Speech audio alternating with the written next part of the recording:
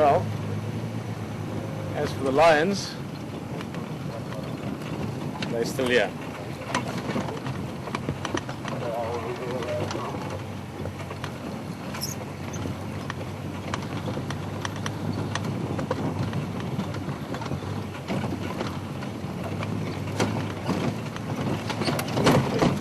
Sorry, James, we'll go around then. Giving that lion manure a wide berth. Yeah, see if we can keep our tires a bit cleaner.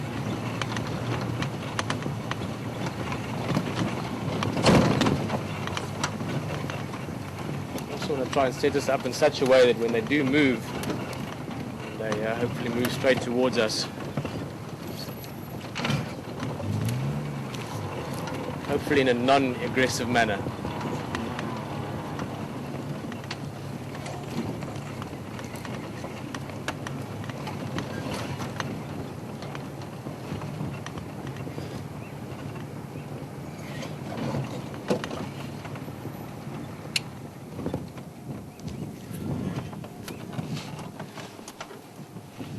Two Mapocho males.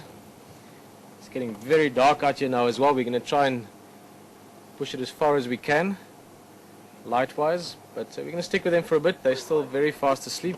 I don't think they're going to move anywhere too soon, but let's see. Let's see what they get up to. Let's see what happens, and we'll also talk about what we've seen so far and experienced so far this afternoon a little bit in the form of some questions. Hi, Peter, do you copy? Yeah, so I copy you 5 out of 5. Okay, I've got a question from Deb. Why would the Kahumas come back to this area knowing the Mapochos are a threat? Deb, it's like all questions, an interesting one. Let me just try and get some light on them maybe for you, James. Might help a little bit when we go back on them. It's a case of, see, I can give you like a short answer which is easier, but a lot of these things, there's sort of a understanding behind it rather than just an answer to the question. But it's a case of the Kahumas, they've got the area. Remember this morning we spoke a little bit about essentially you've got female prides, and they've got certain areas or territories set up, and that's a fixed area that they live in. Now that's obviously fluid. It's not a fixed area. It's not from this tree to that river to that mountain. Even that can sometimes be almost that precise. That can change relative to conditions, relative to food, to other predator pressures, to water, to male activity as well. So the Kahuma pride have already changed their behavior quite a bit. Oof, I just thought the way James moved, the lion's moving. I thought it's going to stand up for us. They've already changed their area quite a bit. They've gone as far north as they can. But keep in mind there's also other lion prides around. So it's not just the Kahumas and the Mapochos. There are thousands of lions in Kruger, and they all form part of this ecosystem. So if they push too far, they're going to then start pushing into the neighboring area, and then they're going to start infringing another territory, another lion's resources, and then they'll have a whole set of other problems to deal with. So they can only move away so far.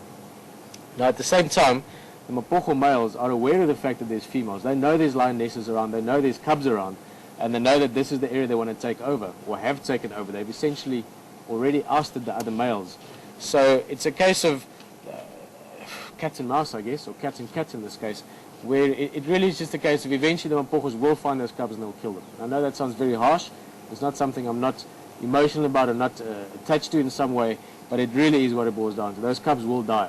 Some more of them might take a little bit longer than the others, but eventually these males will kill them. Just because there's no point in these males spending all the energy they have, taking all the risks they have. They've themselves come close to dying quite a few times. They've had severe injuries, as we can see now. They've had much worse injuries than that.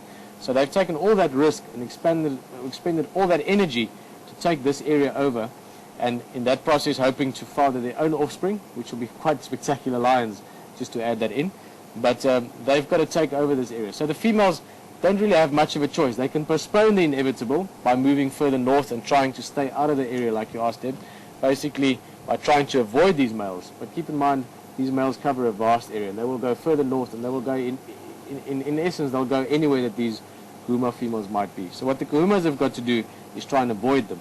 And they've been doing quite well, way more than I would have expected. It's already I'm terrible with dates, but it was, James, I don't know, maybe you can remember, November sometime that they killed the one big male the first time. They killed one of the other cubs already in December, and that was already quite some time after I'd thought they would have gotten a hold of them. And then it's been months now since they actually had physical contact with the kahuna females and the youngsters. They've had contact with the females, some of the females a few times. So, like I said, it's a bit of a long answer, but I hope this makes sense to everyone, because I'm sure that's a question that's on everyone's mind. Is for these females to avoid these males is impossible. Inevitably, they will come in contact with them, and inevitably they'll kill the cubs. The fact that the lioness is dead is not something that's typical. Normally the lionesses don't get killed in the same process. She must have just been a very fierce protector of the youngster at the time. So, yeah, before I go on and on and on about the whole thing, I mean, there's so much going on in this respect. I think that answers the question well enough. Soon, and next one.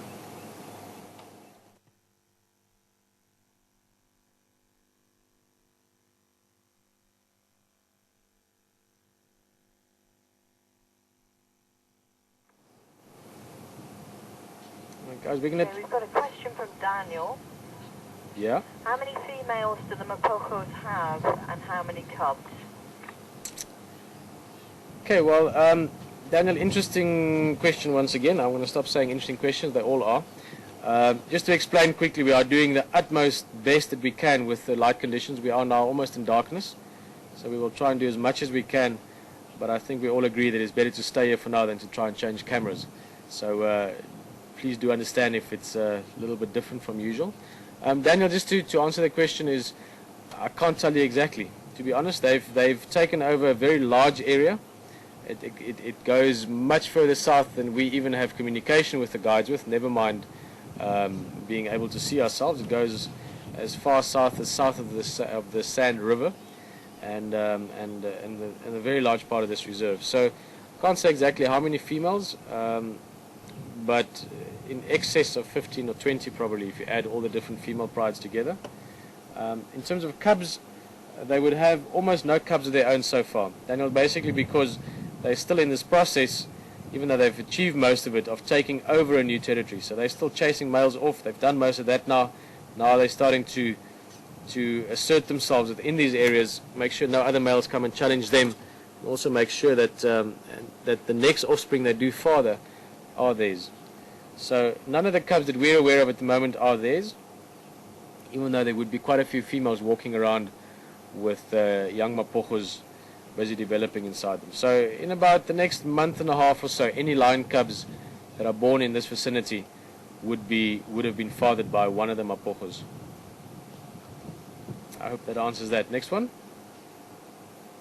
Yeah, from Joe in Washington. Assuming that the lioness had any cubs who survived the incident, will the other surviving lionesses of the kahuna pride suckle them? Very good question, Joe. I was actually thinking of that earlier when we were looking at that lioness, and I didn't mention it. But Joe just wants to know what will happen essentially to the cubs if any of them survive from that lioness that's dead.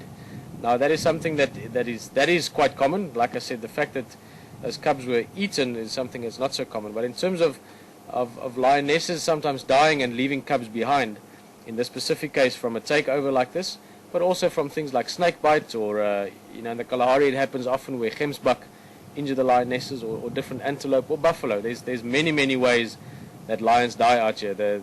What we're seeing now, experiencing at the moment, is the exception to the rule. But Joe, to come back to the premise of that question, if cubs are left behind after their mother is dead, as long as they can keep up and stay with the pride, which they normally are able to do, other lionesses will suckle them. It's called allosuckling. It's something that's quite common in lions, and any lioness will suckle pretty much any cubs or any of the cubs in the pride. Oh, he's going to give us a yawn. Look at that. The business end of a lion.